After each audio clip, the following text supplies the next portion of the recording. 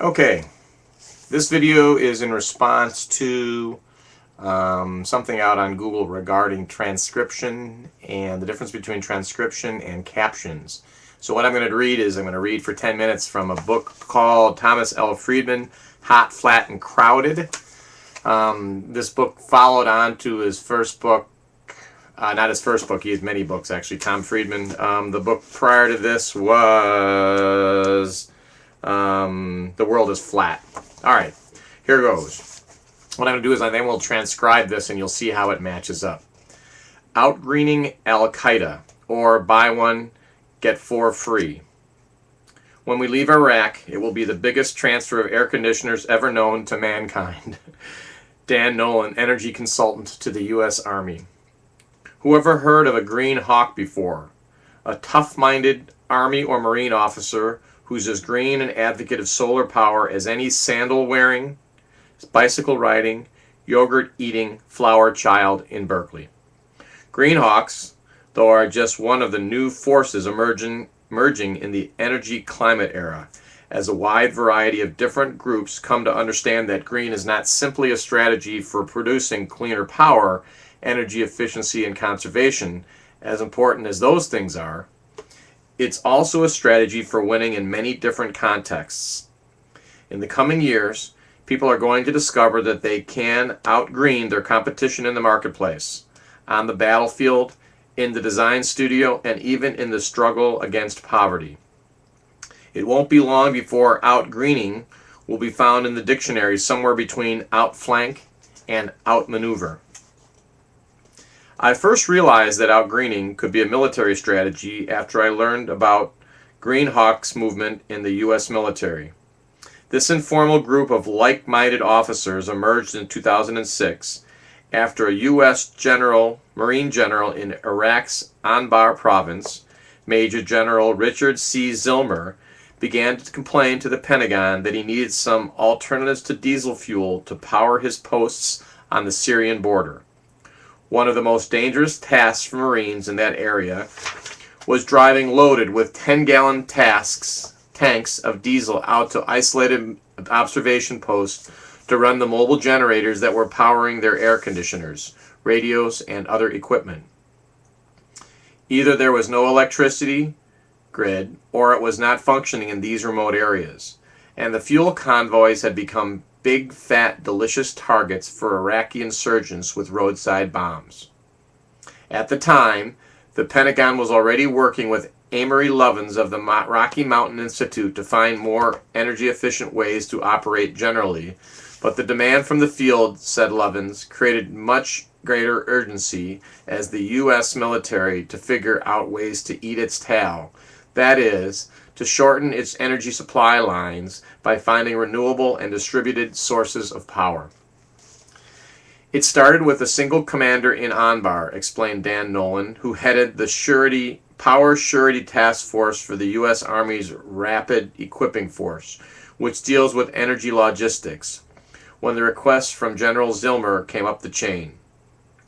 When we began the analysis of his request, it was really about the fact that his soldiers were being attacked on the roads, bringing fuel and water.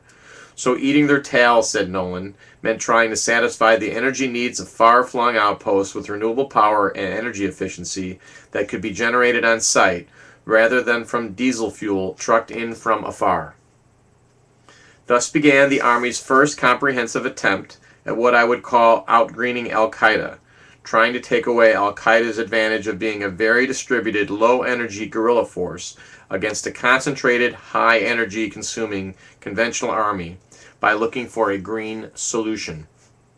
Nothing, and I mean nothing, will make you a better believer in distributed solar power faster than having responsibility for trucking fuel across Iraq. I met two soldiers at the sprawling U.S. base in Balad, Iraq, 50 miles north of Baghdad, who had undergone that conversion. Their unit was responsible for supplying DF2 diesel fuel to smaller outposts all over the northern Iraq battle space to keep their generators running. The day I visited, August 25, 2007, the temperature hit 121 degrees Fahrenheit. Air conditioning a tent in the desert when it is 121 degrees outside takes a lot of energy. which is why, at the time, about 70% of the U.S. Central Command's energy budget was being spent just moving fuel from one base to another. Even in the best of times, and in the most temperate conditions, war are a huge energy drain, and military equipment, in the past at least, has rarely been designed with energy efficiency in mind. Before they came to Iraq, the only thing green about Sergeant Major Mike Woivoda and Sergeant Major Stacy Davis would have been their uniforms. But months of managing fuel and food convoys, as well as route clearance, sweeping the roads of IEDs, improvised explosive devices, before they blew up a convoy about to pass, has made the two of them advocates of any kind of distributed energy that would diminish the number of fuel trucks that needed to be escorted and roads that needed to be cleared. Because the electricity system in Iraq is so decrepit and so vulnerable, explained Sergeant Major Davis, we don't rely on the Iraqi grid at all. Everything is run off generators. You can't walk 100 feet without running into a generator here, and they run 24/7 until they run out of fuel. If the Army had distributed solar or wind power, Sergeant Major Woivoda told me, it could eliminate putting soldiers on the road, and that is the most dangerous thing we do. Keeping people off the road is the most important thing we can do. Why can't we have solar and wind turbines out there? I see them every time I drive on the Pennsylvania Turnpike. Why don't I see them here? It took a while after General Zillmer first raised the issue for the Pentagon to realize that the best way to win the fight against IEDs was not just by adding armor, but by greening the Army, said Department of Defense energy consultant Linton Wells II. If a couple of 155 millimeter mortar rounds buried in a road can flip an Abrams tank, you can make yourself more safe with more armor, but not safe enough, said Wells.